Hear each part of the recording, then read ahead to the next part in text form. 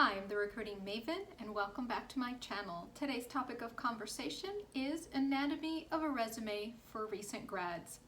With that said, I just want to say a quick thank you for those of you who like, share, and subscribe to my channel.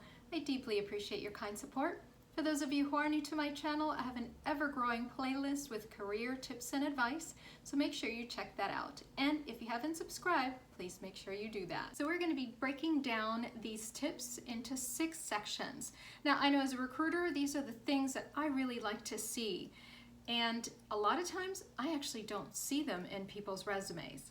The reason why I mention that is simply because I am a person who is in the trenches day in and day out. And so I'm just letting you know from a perspective of somebody who actually does this work day in and day out, these are my top tips for you. So take a look at your resume as we go through this and let's get into it.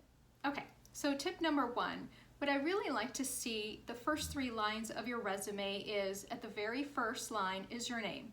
Second line, I want to make sure that you have a good email and the best number, whether it's a cell phone. I don't recommend house phones. I mean, I know a lot of you don't, but there's a few of you that still will forget this and put the wrong number.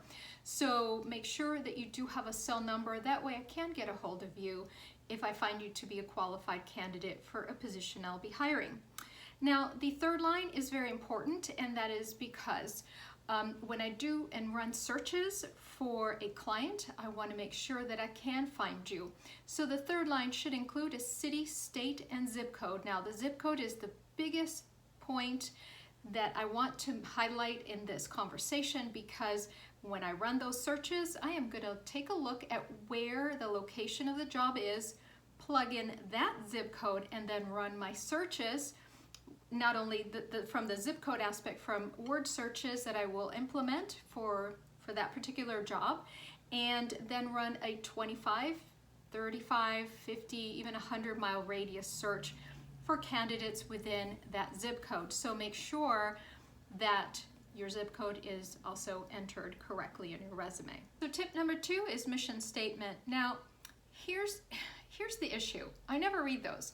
As a recruiter, and again, somebody boots on the ground day in and day out, recruiting, taking a look at more than 100 resumes a day, if it's not written well, and 9 times out of 10 they're not, I'm not going to read them. Now, why are they not written effectively? It's beyond me. I think most people think that it's a marketing piece of branding themselves and telling me how great they're going to be, or they are.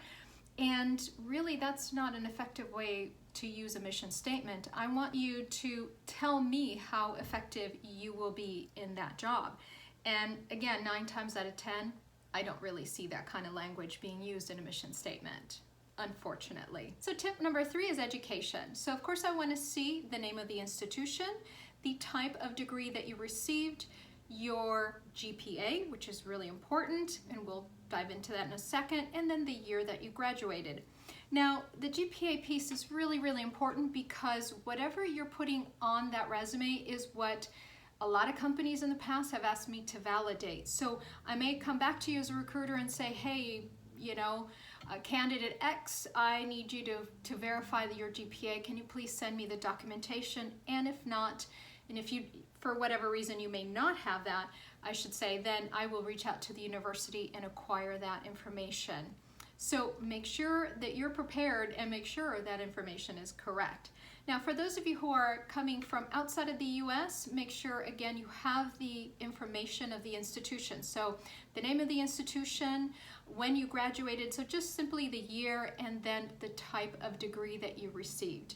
And that's really all that I would need. I unfortunately cannot validate the type of GPA that you received, so that is a very difficult and challenging piece that I've encountered in the past, for sure. So tip number 4 is skills. Now we're going to break that down into 2 sections, because not everyone's tech. And so let's start off with those people who are software developers, or possibly biopharma, scientific roles. What I want to see for those people is, if you're a developer, of course, the languages that you have written in. So it could be Python or JavaScript or anything else. And please make sure, a word of caution to you guys is that don't overstate those skills, because I've had people go up to a full interview, and as you may or may not know, you'll get a whiteboard test, and guess what's gonna happen? And I've seen it turn ugly because you get a problem served up to you and you're expected to resolve it, or solve for it, I should say, and the candidate wasn't able to. They knew the language, but they didn't know it well enough to solve the problem. So please make sure you're not overstating those skills. Now, in terms of biopharma, please make sure you have those certifications, which are incredibly important, and that can also be put in the section for education, so that would work fine. But if you're working with pipettes or things along those lines, please make sure you include that in this section.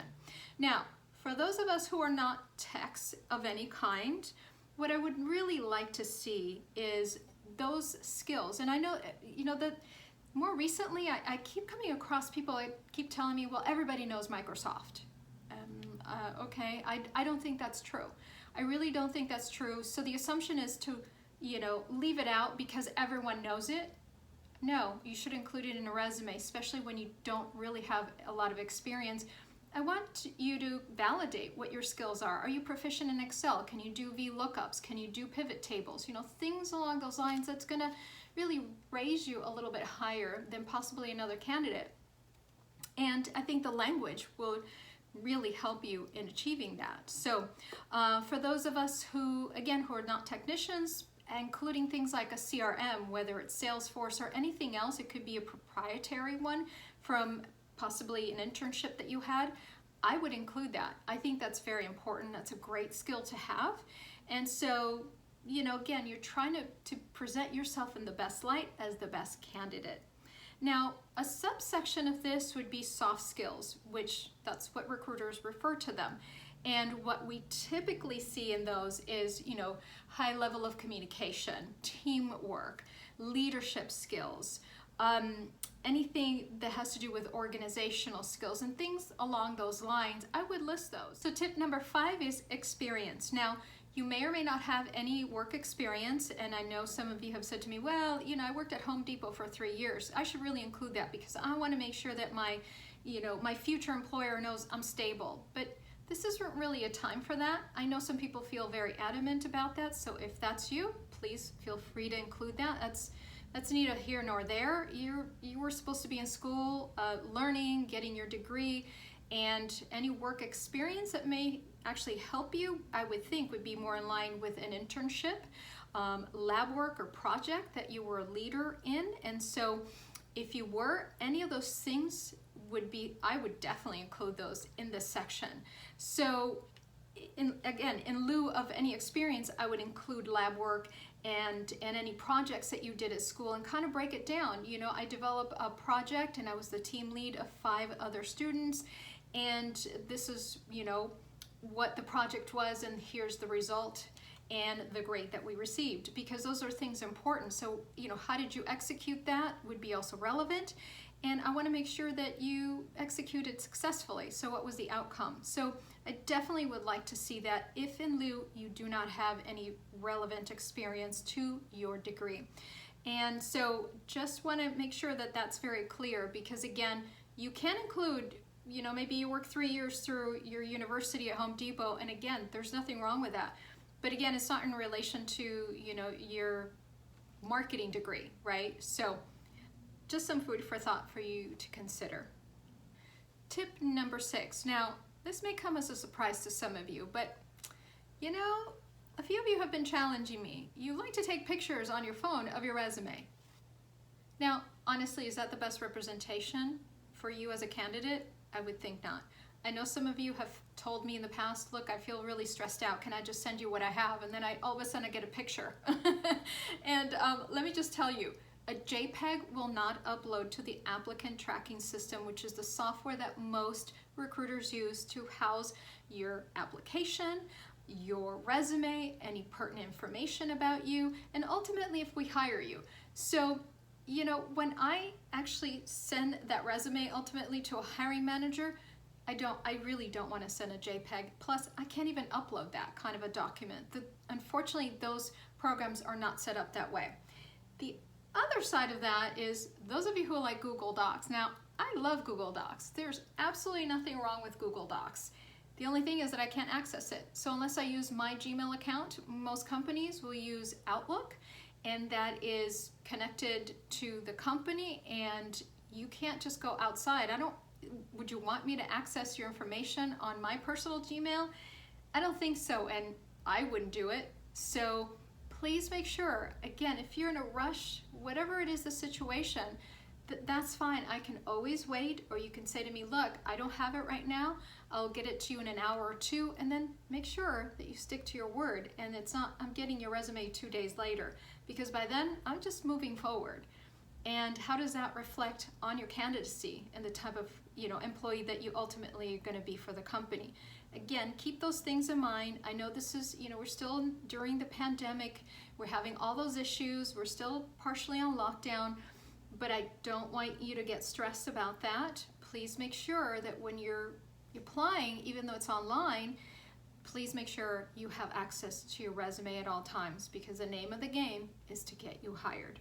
So with that said, I just want to say again a quick thank you for those of you who like, share, and subscribe to my channel. I deeply appreciate your kind support.